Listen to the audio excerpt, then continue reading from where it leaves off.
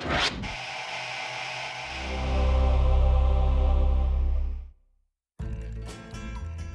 this is Nick Pizzolatto, creator, writer, showrunner of True Detective.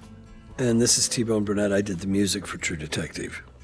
And moral support. You know, HBO, when it started out, was a boxing network. Right? Yeah, I remember that. Remember? I'm still waiting for him to give me boxing tickets. You know, they got these great seats for everything. I know I'm biased, but I'm so proud of this credit sequence, man. Everybody loves this thing. Elastic just did a phenomenal job. Yeah, these people are good.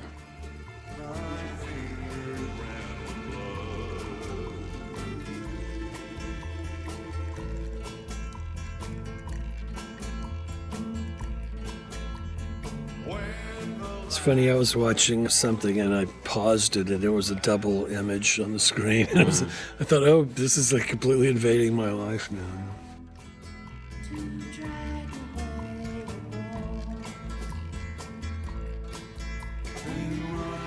Scott Stevens.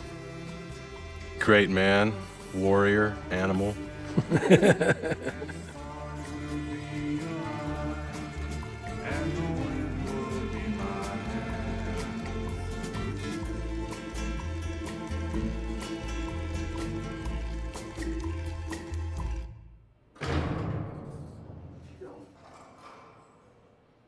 So episode 4, Who Goes There? Title is both the classic Sentry's Call, Who Goes There, as well as the title of the short story that inspired both versions of the movie The Thing, which is about a monster who can assume the form of anything.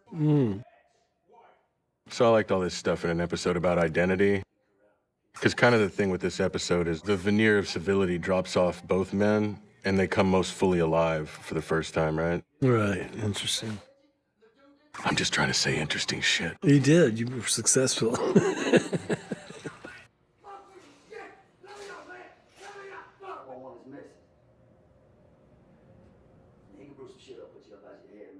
Brad Carter, that actor, we should give him a shout out. Definitely made the most of a small role. He's killing it. Yeah, he's fantastic. Oh, that's great. Man, you read that article you forwarded me about the Jefferson Davis 8? Yeah, How isn't that crazy are wild? those parallels? Isn't that wild? But that's what I mean. Yeah. The fictional reality created from experience is actually not as weird as the actual reality. Right, that's right.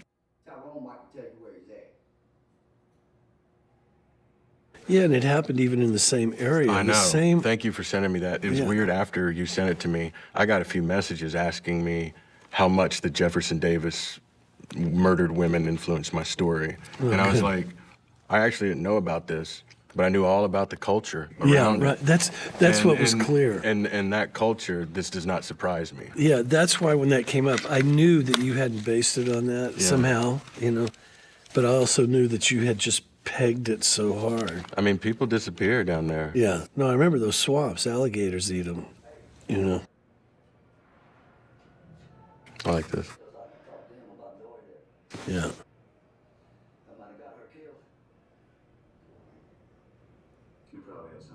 He just asked the wrong guy. Yeah. That is not the guy you want to give an opportunity to kick you while you're down. But that's the absolute justice of Cole. Yeah, that's right. There's black and white. Yeah. And I might have let you go if you hadn't asked if we were going to do something for you first. You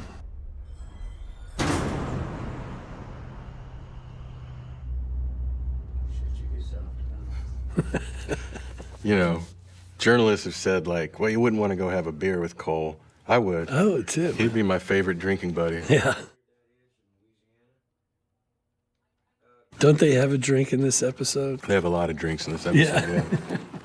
That's part of how they come alive, is once they're freed from the shackles of being family and cops. responsibility. Yeah. I mean, and I think that's one of the things with men is we tend to, if we don't watch it, we use our work as an excuse to indulge whatever we want to indulge.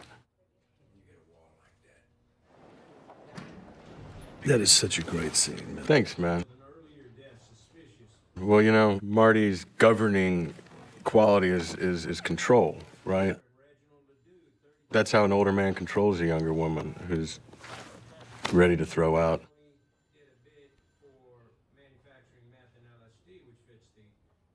Isn't there something he could have said to avoid all? Oh, of course. He could Right, have at that avoided the moment. consequences by being compassionate. At that moment, Right. but he lived by his code, Yeah. such as it is. Well, Marty's code, I think, is against all odds, I will protect my ego.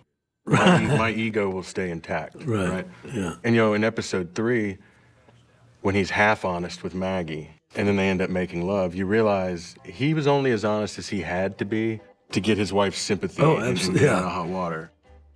So the ego's retained, right? Right, that's right.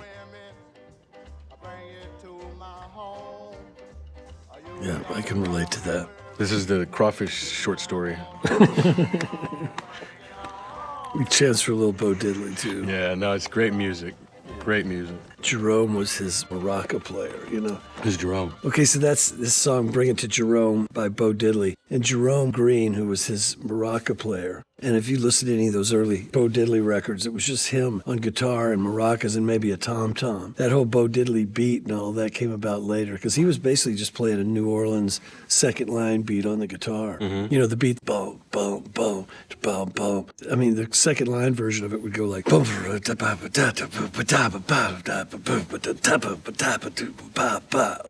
that was an incredibly simplified version of what a second line vibe is. At any rate, Jerome was a bad man. Mm-hmm. And apparently he did well with the fair sex. Bad men usually do. Yes, so hence the song Bring It to Jerome. Hey, this strip club I just want to mention was directly across the street from a little girls' dance academy. The little girls' dance academy had a big sign with the silhouette of a little girl in a tutu. And the strip club had a big sign with a silhouette of a woman dancing on a pole. And the two places were only separated by a narrow strip. And I was like, we can't show that. The reality would be too ham-fisted. Yeah. And that's what I'm talking about when I say reality is stranger than the fictions. Right. That's right. No, I was lit all wrong.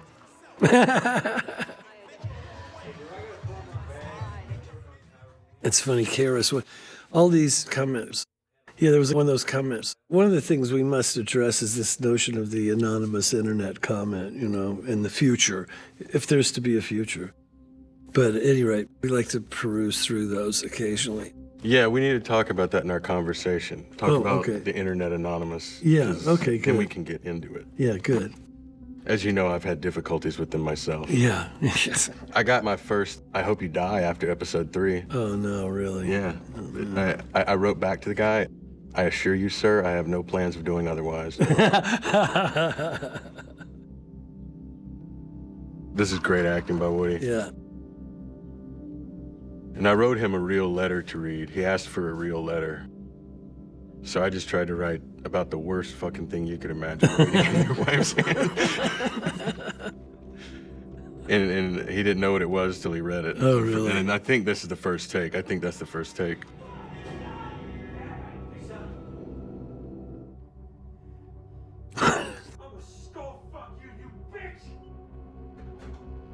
He's still not really trying to get things to go in the right direction. No. I would say the flaw that both Marty and Cole share is neither will admit the possibility of grace Yeah, right. in others or themselves. That's They right. only go about things one way, Right, yeah. their way.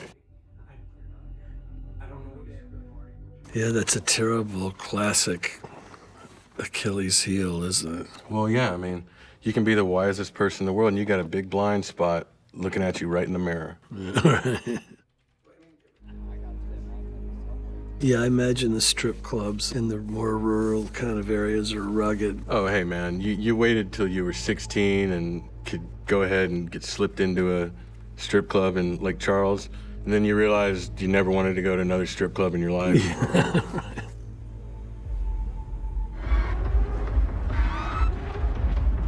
Did such a good job, I think, with fixing this music for this rave, T-Bone. Really turned out much better than that stuff that it had started with. Now it's assaultive. It's discombobulating to him. Well, this is like score and source, right? Yeah.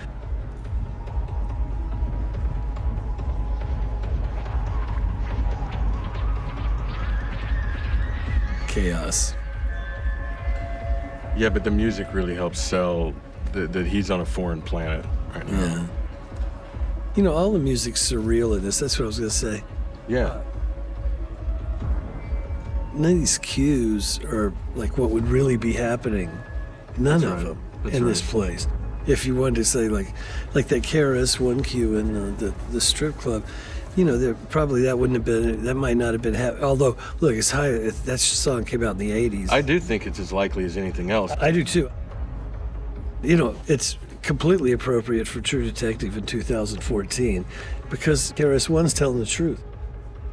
Well, yeah, what we're talking about here is fictional truth versus documentarian filmmaking. That's right. And nobody here is claiming this is a documentary, you know? And well, people who can't enjoy things for those reasons, I don't think they should encounter fiction. Yeah, right. Yeah, because they seem to have a problematic relationship with what reality is and what fiction Yeah, is. that's right. So they should stick to documentaries or something. And you scored this whole show towards the fictional truth, which is the emotional truth of the characters, the contradictions in landscape. I mean, that's right. So, and it is all surreal. It's all creating part of this same tragic, dreamy, strange world. a fever dream of the uncanny. Right. And it's going to take these men 17 years to emerge from out the uncanny. That's right. That's right. No, I can't wait till your album comes out, man. I guarantee you I'm going to write to your score hundreds of hours. Right on, man. Well, we're going to put it together pretty soon. It's going to be interesting. And, I should mention the Cats. I have a band I work with. Keefus Green is a monster. Keefus, I finally got to meet him. He's great, man. Patrick Warren is a monster writer. And Daryl Leonard. They're all listed at the end of the show, but they all did a lot of writing with me. I wrote 2 or 3 themes that then we all just used those intervals and those themes to orchestrate the whole show. So it was done as a movie, as an 8-hour movie with an arc. The theme only emerges really in full in the very last episode. I think that's only when the show's complete themes all cohere together into one thing too. At that one moment, Yeah. But it was written that way, and it was a tremendous mountain to climb. I needed all those guys to be able to cover this material, but they all understood the material. And it's a band, so everybody's playing the same music, Well, I've been saying since he came on, I'm not blowing smoke up your ass, but T-Bone understands this material as well as anybody who's not me. And maybe better than me. Maybe better than me because he can sit outside of it. In some ways, I'm sure I do, but no, man. No, it's obvious in the music. I You know- didn't need anything laid out for you. You fucking had this. I know the way it feels, You know how it feels to be a shitty man. Yeah, I do. Yes, I do. Unfortunately, I do. This Michelle Monaghan is a beautiful It actress. was wonderful.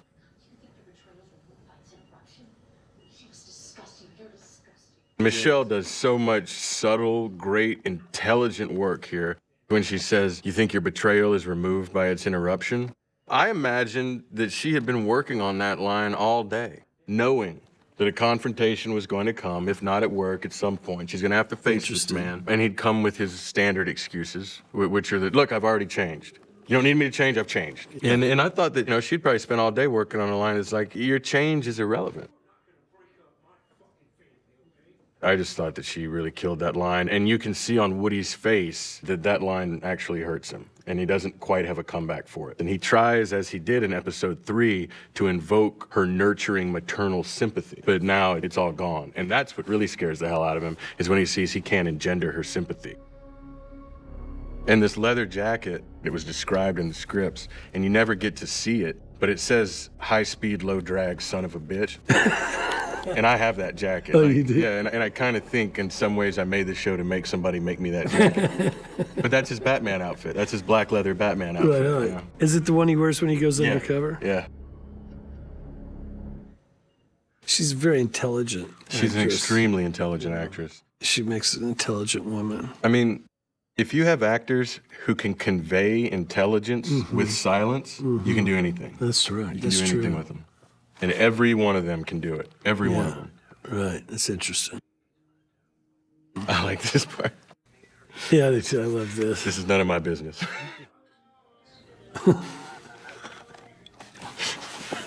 You ever wish you could say that to a friend?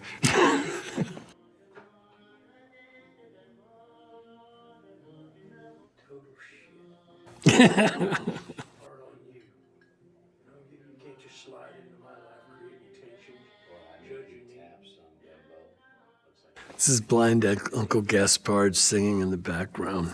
No, that's beautiful. I remember you showing me that. Yeah, 20s Cajun singer, pre-Cajun really, pre-Cajun music. Beautiful record. Beautiful recording.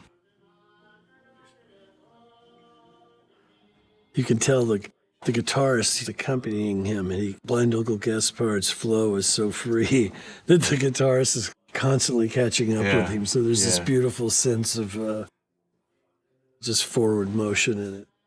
No, it was a great choice. I like how these two guys start coming alive here. Yeah. You know, like, has Cole ever looked as animated as he does now? Right. There's a bit of humor here, too, when Woody takes the cigarette out Matthew's hand. Yeah.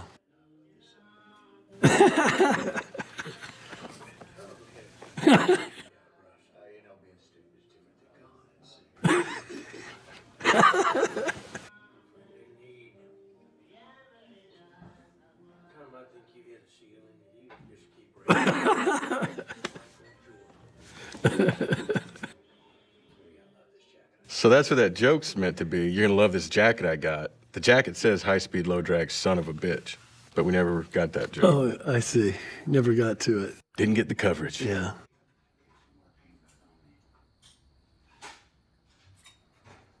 Oh, this is Cole's magic cop box.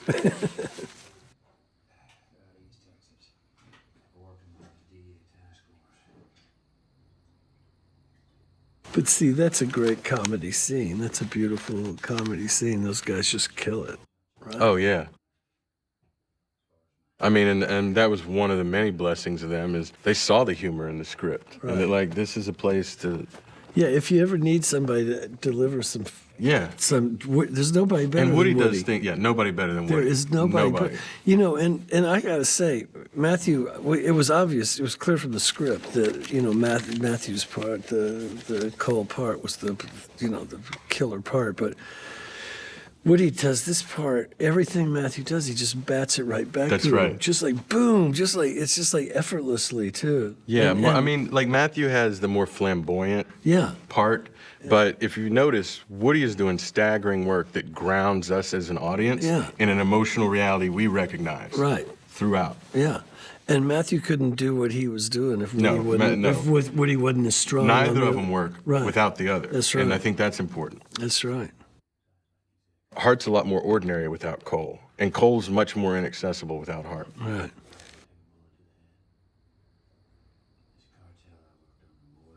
This is Cole's only monologue in the show. And I love how mechanically he delivers it. Yeah. Like he's describing how to build shelves. Yeah. That's just McConaughey knowing exactly what he's doing. Yeah.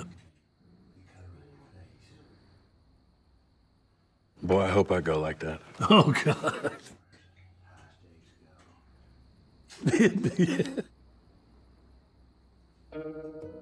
All right, now this is one of, to me, the most phenomenal jobs of choosing a song that elevates a sequence beyond what we had before. T-Bone put in this Lucinda Williams song, Are You All Right? And before in this edit, this whole sequence was done to something very rhythm and blues, very jumpy, and it was just wrong because it didn't sell the passage of time or the melancholy that's involved with adopting new identities.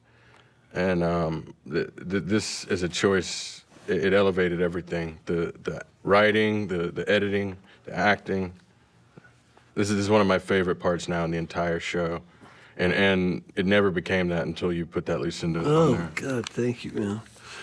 Well, Lucinda, too, is the poet laureate of Louisiana. Hey, Lake Charles, man. Yeah. We had to have Lucinda in here. We're from the same hometown, and her father taught poetry at the grad program I went to, Miller Williams. In Arkansas. Yeah. Right on. So, I always felt like I had some second-hand, third-hand connection to her. It feels like it. I mean, she's certainly mining the same territory as you. When I first came out here, I wrote 3 episodes of an original show set in Lake Charles at the Casino Riverboat is where it revolved around. But I was going to have the title song be Lake Charles by Lucinda Williams. Yeah, right. Yeah, right on. And suddenly it's a touching scene. Yeah. And it even allows you to understand how something in Cole has been activated by the idea of getting to go off book. Yeah, Now that's right. he gets to become himself. Right. Well, you could see how excited he became in the bar at the thought of it. Yeah, we can. Yeah.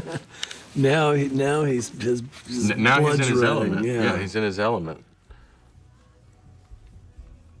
He's out of society now. Yeah. So now he's ready to fly. Yeah. And that was a place where we cut out some humor with them living together. Yeah. It was wrong. It was too much odd couple shit. Yeah. You know? This is, it's also right in the middle of the show. Yep. It's a nice bridge because now the baton of narrative is going to be handed over to Cole. It's mostly been in Hart's hands. And it also gives us a breath before the mayhem that's about to ensue. This isn't an accident. This tells you a lot about Cole. He could have tested this with a lot smaller bump on that night. He fucking brings up a mound of coke. Yeah, he's ready to go. Yeah.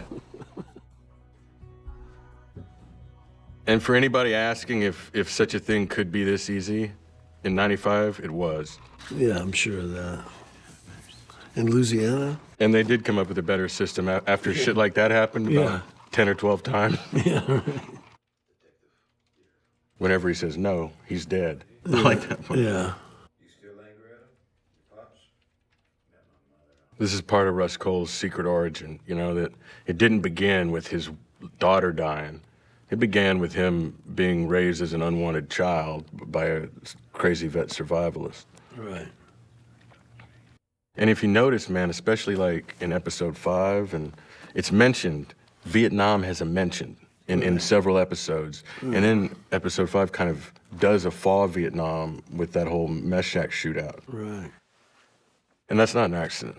I mean, I feel like from my generation, Vietnam lived in our imaginations the way maybe World War II lived in the baby boomers' minds. Yeah, in my mind, you know? Yeah. I mean, I knew it didn't change the world, but we knew it was important and it broke something in America. And that after that, everything was different. Yeah, that's right. Yeah, people are still not over that. No. And in a lot of the cinema from when I was a kid that was the most avant-garde and defining, it was Vietnam-based. That's right. Slim Harpo, by the way, reigning in my heart. Nice.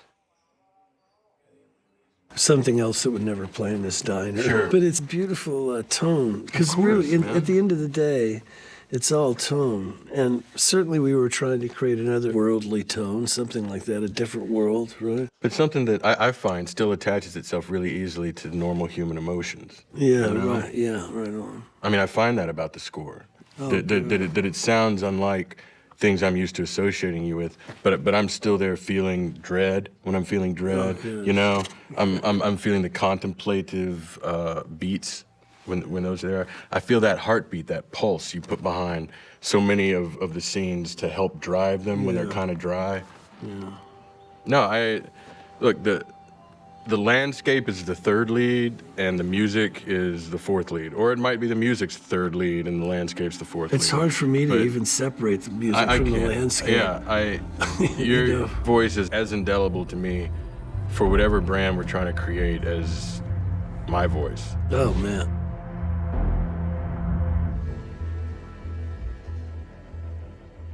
Where was this place? This is an incredible location. One of those back of beyond places we found, like a little bar by a bayou. And then we redid an entire back, like we built that whole thing in the back where it looks like the biker gangs congregate. Yeah. And we really just used the facade in the front room. That's a history of bad men by the Melvins, a killer. Loudest band, probably the loudest band I've ever heard. Great band. Great actor Joe Sakura. You've probably seen him in a lot of stuff, and he never looked halfway recognizable. That guy can become anything. Really? Yeah. He auditioned for the Charlie Lang role, and he was phenomenal. It was just Brad Carter fitted a little better, but we knew we wanted Joe after he auditioned. He's killer. Yeah, he's, especially when you talk to him, and he's nothing like this, man. He's very mild-mannered. Right. He gave himself like a lazy eye for the character and stuff. Yeah, it's scary. I love that shot with the when he's holding up the sawed-off shotgun or whatever it is, and looking down at it with his Or lazy just eye. how he doesn't, you notice he don't make eye contact very much. He's like talking, and he goes, yeah, it'll be okay. Yeah. That's American Life by Les Claypool and Primus, another killer band. Yeah. You know, like, Hart got one Pink Floyd shirt in college from some roommate he accidentally took it from.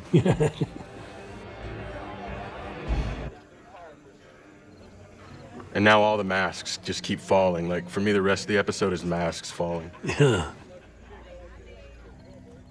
This is a band called Sleep, a tune called Holy Mountain. It's about, I think it's about 15 minutes long. We could score a whole show with this song. This is Iron Crusaders rules, I say. Yeah. I always have a problem with men who grab your nuts for any reason. Yeah. Whatever you're claiming to check, you're not.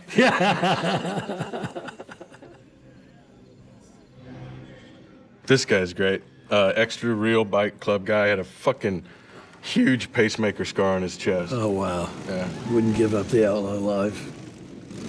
And he delivers his lines really well to Woody. He does. You know, I'll pull off your head and shit down your neck. Yeah, he's probably said that a few times. Yeah, I definitely had that impression. This is something that guy's said 100 times. Yeah. These projects I described were very much like projects that existed in Lake Charles. And it was just luck we found projects exactly like that. How big was the projects now? Woody, once again, anchoring us, given a sort of minimalist amount to do. And I think it's important to point out here that Cole never wants to go along with this. Yeah, right. He never has the opportunity to grab Ginger and take him away, Yeah. nor does he have an opportunity to escape. Yeah. Well, where is he now? He's on an island. I mean, he's on an inlet off the bayou with, you know, this Aryan biker gang's trailers are set up. His only way out is to keep playing along. Yeah. Once Cole entered that situation, the biker bar, he couldn't get out of it. Yeah, all right. he could do was go along and mitigate damage. If he tried to get away, he's done. Yeah. They put a bullet in his head. Now, you can't see this, but Marty's actually reading Cole's copy of Nietzsche's Twilight of the Idols. That's good. Yeah, we had some footage that like actually showed Cole's notes and highlights in it. Oh, really? Yeah.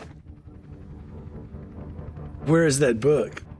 Yeah, I mean, where is it now? Props has it. Yeah. Good. Always the flawless logician. Now, I will admit, I mean, I had a little bit of a problem with people standing on the corners, like holding auto lights and pistol grip shotguns. But I guess we're a heightened reality. That's right. But there were these places. I mean, it was very segregated, walled off by iron fencing, bungalows with laundry lines strewn through them. This place looks, you read the scripts, it looks exactly like it was described in the script. Yeah.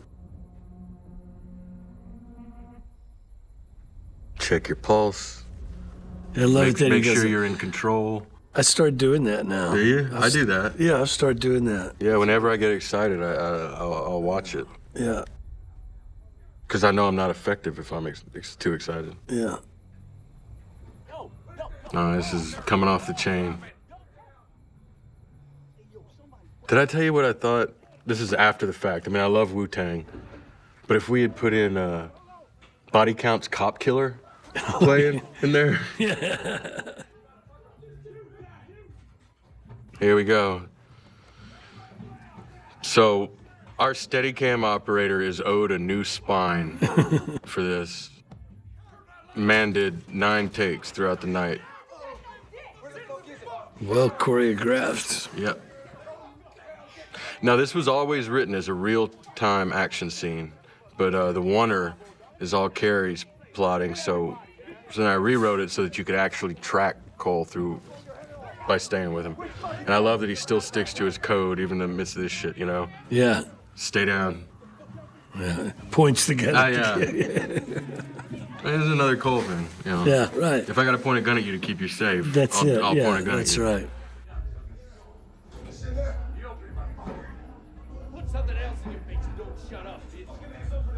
And this is all Matthew and music, I think, this entire sequence.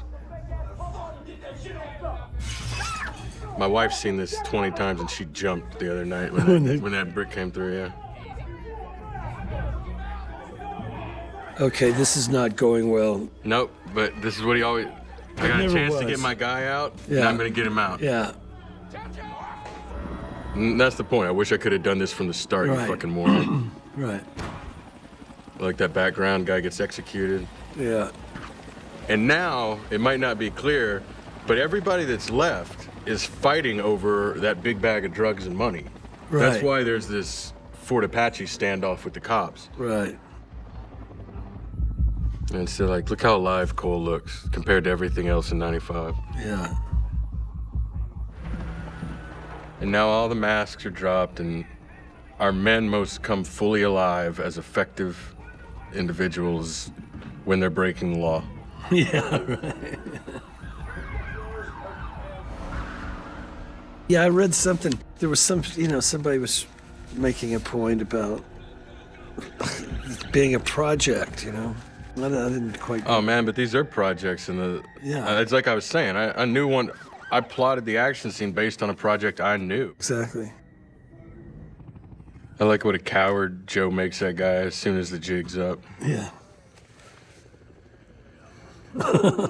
Oh, now another phenomenal choice. Nick Cave, Grinder Man, Honeybee. Perfect. The chaos, this psychosexual energy. Am I wrong? I mean, No, you you're knew, right. you fucking knew what you were doing. Warren Ellis, I love those guys. Yeah. Killer. Great. Yeah. Nick Cave and Warren Ellis write some of my favorite film scores.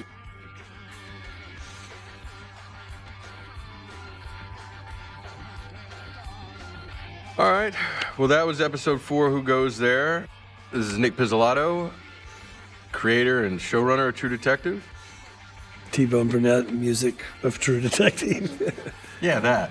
Yeah, whatever that is. Yeah, enjoy. Thank you.